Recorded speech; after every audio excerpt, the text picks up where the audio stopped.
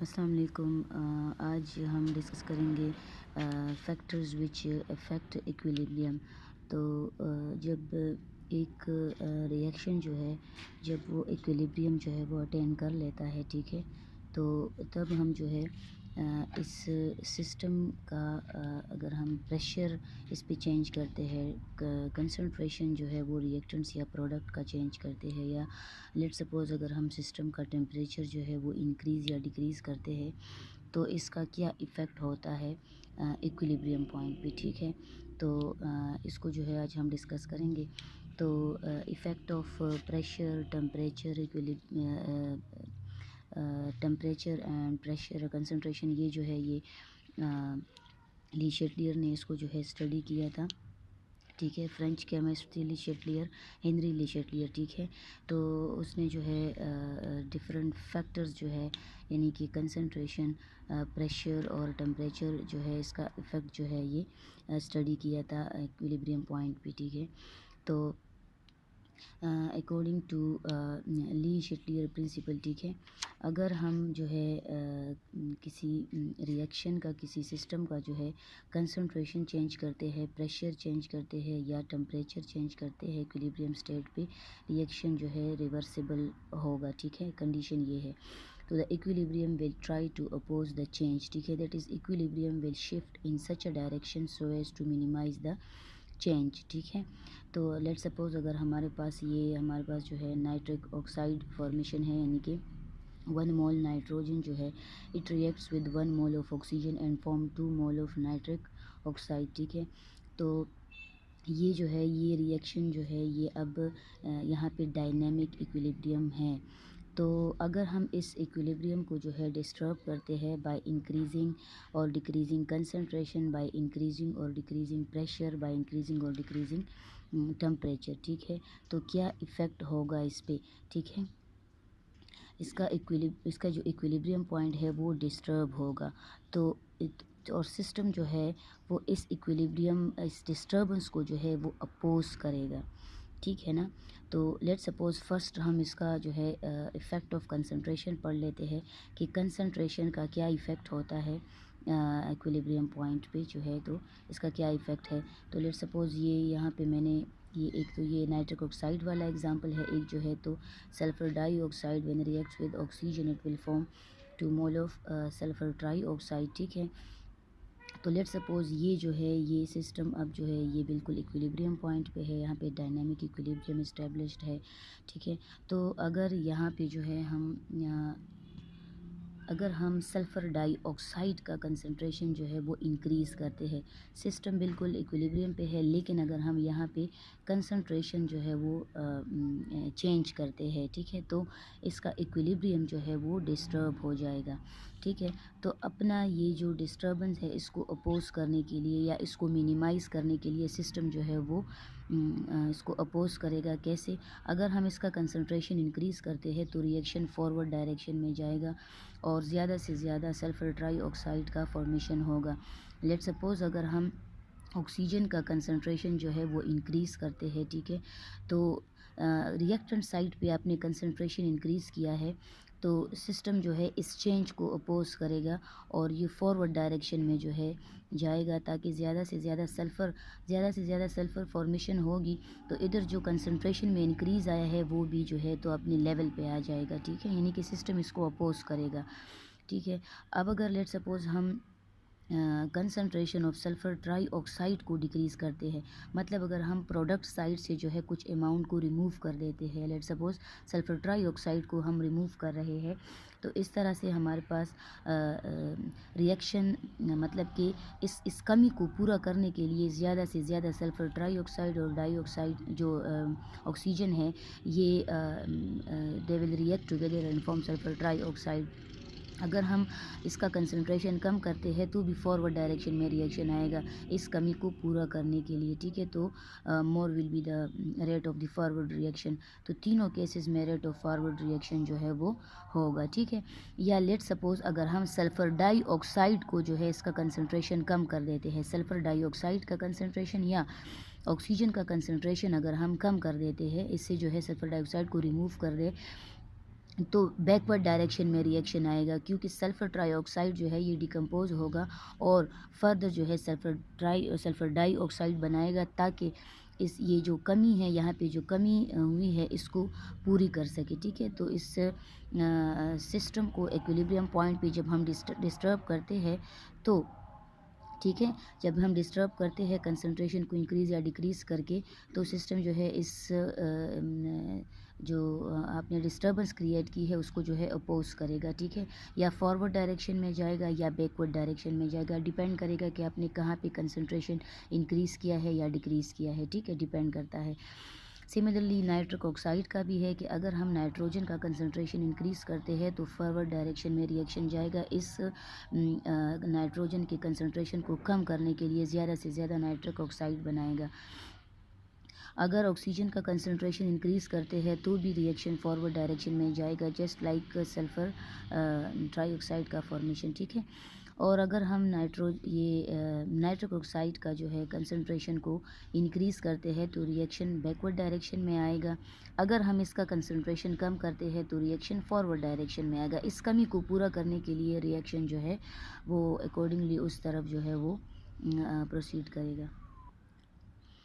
Second one है change in pressure, यानी कि एक सिस्टम इक्विलिब्रियम पॉइंट पे है, डायनेमिक इक्विलिब्रियम वहाँ पे जो है इस्टेब्लिश्ड है, और हम जो है उस इक्विलिब्रियम को जो है डिस्टर्ब करते हैं बाय चेंजिंग प्रेशर। ठीक है, लेकिन बच्चों लिक्विड्स और सॉलिड्स जो है तो दे आर इनकम्प्रेसिबल। ठीक है, तो इन केस ऑफ लिक्विड और सॉलिड तो कोई इफ़ेक्ट नहीं पड़ेगा प्रेशर का, लेकिन अगर हमारे पास रिएक्टेंट्स प्रोडक्ट्स वो गैसियस स्टेट में है, ठीक है, तो तब प्रेशर का इफ़ेक्ट पड़ेगा, क्योंकि गैसेस जो है वो कंप्रेसिबल है। ठीक है, तो अगर हम प्रेशर इक्विलिब्रियम पॉइंट पे अगर हम प्रेशर को इंक्रीज़ करेंगे, ठीक है, अगर हम सिस्टम पे प्रेशर को इंक्रीज़ करेंगे तो हमारे पास जो लेट्स सपोज़ जो डायरेक्शन होगा रिएक्शन का वो उस तरफ प्रोसीड करेगा रिएक्शन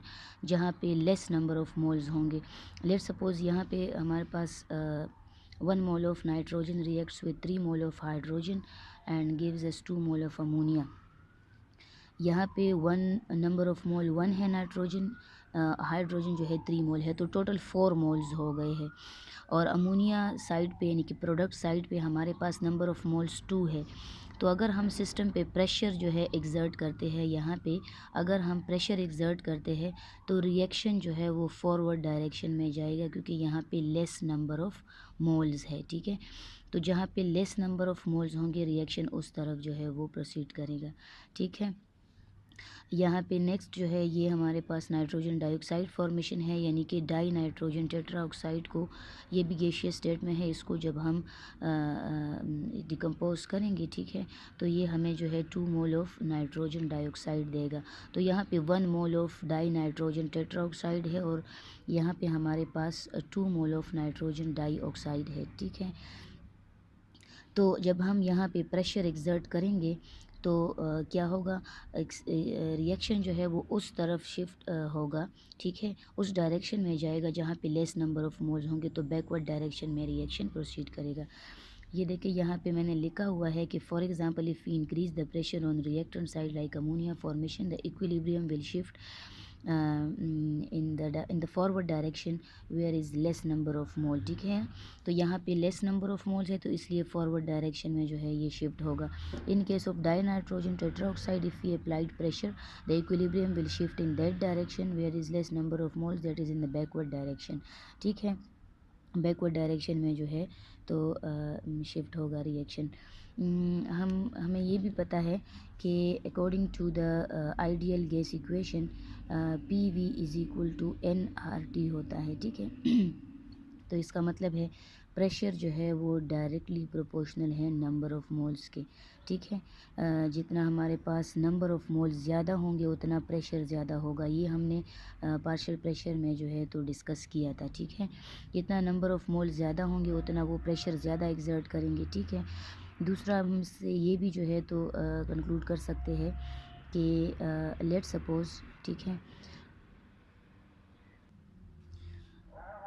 इधर हम वी को इधर लेकर आते हैं, यानी कि वॉल्यूम को मैं इधर शिफ्ट कर रही हूँ, तो ये है P is equal to N by V, number of mole per unit volume is equal to concentration CRT। तो इसका मतलब है pressure is directly proportional to concentration. ये भी हम कह सकते हैं कि जितना कंसनट्रेशन ज़्यादा होगा प्रेशर भी ज़्यादा होगा। ठीक है, जितना कंसनट्रेशन ज़्यादा होगा तो उतना प्रेशर भी ज़्यादा होगा। नंबर ऑफ़ मोल ज़्यादा होंगे तो प्रेशर भी ज़्यादा होगा। ठीक है, तो इसीलिए हम कहते हैं कि ये देखिए यहाँ पे नंबर ऑफ़ मोल ज़्यादा है। ठीक है, नंबर ऑफ़ मोल्स ज़्यादा है, तो जब हम यहाँ पे प्रेशर एक्सर्ट करेंगे तो ज़्यादा प्रेशर एक्सर्ट होगा और ये जो रिएक्शन है ये फॉरवर्ड डायरेक्शन में जाएगा, जहाँ पे लेस नंबर ऑफ़ मोल्स होंगे। इस डिस्टर्बेंस को जो है मिनिमाइज़ करने के लिए डायरेक्शन फॉरवर्ड डायरेक्शन में जो है रिएक्शन प्रोसीड करेगा। इसी तरह यहाँ पे देखिए नंबर ऑफ़ मोल ज़्यादा है और number of mole is directly proportional to pressure. तो जितना नंबर ऑफ़ मोल ज़्यादा होंगे उतना प्रेशर ज़्यादा एक्सर्ट होगा। ठीक है, तो रिएक्शन जो है वो बैकवर्ड डायरेक्शन में जाएगा। ठीक है, इस डिस्टर्बेंस को जो है अपोज करने के लिए या मिनिमाइज़ करने के लिए। या अगर लेट सपोज़ हम पहले तो हमने ये डिस्कस किया है कि अगर हम प्रेशर को इंक्रीज़ करेंगे तो क्या इफ़ेक्ट होगा, अगर हम प्रेशर को डिक्रीज़ करेंगे तो तब क्या इफ़ेक्ट होगा।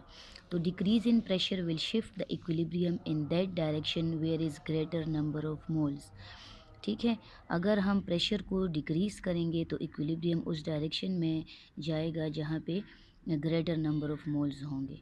ठीक है, तो लेट्स सपोज़ हम उसी एग्ज़ाम्पल की तरफ आते हैं। अगर हम यहाँ पे सिस्टम पे प्रेशर को डिक्रीज़ करते हैं इन केस ऑफ अमोनिया, अगर हम यहाँ पे प्रेशर को डिक्रीज़ करते हैं तो रिएक्शन जो है वो उस डायरेक्शन में जाएगा जहाँ पे ग्रेटर नंबर ऑफ़ मोल्स होंगे, मतलब बैकवर्ड डायरेक्शन में रिएक्शन जाएगा। तो इसका मतलब है कि अमोनिया जो है वो इसका फॉर्मेशन जो है ये हाई प्रेशर पे फेवरेबल है। और इन case of nitrogen dioxide formation में अगर हम प्रेशर को डिक्रीज़ करेंगे तो रिएक्शन जो है फॉरवर्ड डायरेक्शन में आएगा, क्योंकि यहाँ पे ग्रेटर नंबर ऑफ़ मोल्स है। ठीक है ना, यहाँ पे ग्रेटर नंबर ऑफ़ मोल्स है, तो नाइट्रोजन डाइऑक्साइड का फॉर्मेशन जो है ये कम प्रेशर पे जो है ये फेवरेबल है। कुछ ऐसे भी रिएक्शंस है जो कि जिसका अगर हम प्रेशर को इंक्रीज़ या डिक्रीज़ करें तो उस पर कोई इफ़ेक्ट नहीं होगा। ठीक है, अब जैसे कि इन केस ऑफ हाइड्रोजन आयोडाइड है ना, हाइड्रोजन आयोडाइड है, तो यहाँ पे इक्वल नंबर ऑफ़ मोल्स है। 1 mole of iodine 1 mole of hydrogen 2 moles हो गए, produce 2 mole of hydrogen iodide. तो यहाँ पे इक्वल नंबर ऑफ़ मोल्स है। Del n is equal to zero, del n zero है, 2 माइनस 2 ज़ीरो है। तो ऐसे सिस्टम पे जिसका डेल एन ज़ीरो होगा, जिसका नंबर ऑफ़ मोल में डिफरेंस जो है वो ज़ीरो होगा, ठीक है ना, तो उस केस में ये number of mole of product minus reactants है। ठीक है, अब जिस सिस्टम का डेल्टा एन वैल्यू ज़ीरो होगा तो मतलब कि उस पे प्रेशर का कोई इफ़ेक्ट नहीं होगा। इस तरह के पॉइंट्स एमसीक्यूज़ में आते हैं कि जहाँ पे नंबर ऑफ़ मोल्स इक्वल होंगे तो वहाँ पे प्रेशर का कोई इफ़ेक्ट नहीं होगा। इससे पहले हमने डिस्कस किया है कि जब हम प्रेशर इंक्रीज़ करेंगे तो सिस्टम जो है वो उस तरफ इक्विलिब्रियम शिफ्ट होगा या उस डायरेक्शन में रिएक्शन प्रोसीड करेगा जहाँ पे लेस नंबर ऑफ़ मोल्स होंगे। तो यहाँ पे तो नंबर ऑफ़ मोल्स इक्वल है, तो इस पे कोई इफ़ेक्ट नहीं होगा, प्रेशर का इस रिएक्शन पे कोई इफ़ेक्ट नहीं होगा। इसका इफ़ेक्ट उस रिएक्शन पे होगा जिसका नंबर ऑफ़ मोल जो है ज़ीरो के इक्वल नहीं होंगे। जिसके नंबर ऑफ़ मोल्स ज़ीरो के इक्वल ना हो तो उस पे प्रेशर का इफ़ेक्ट जो है वो होता है। अच्छा बच्चों, हमारे पास एक और एग्ज़ाम्पल भी है, दैट इज़ PCl5। ठीक है, आपकी बुक में भी गिवन है।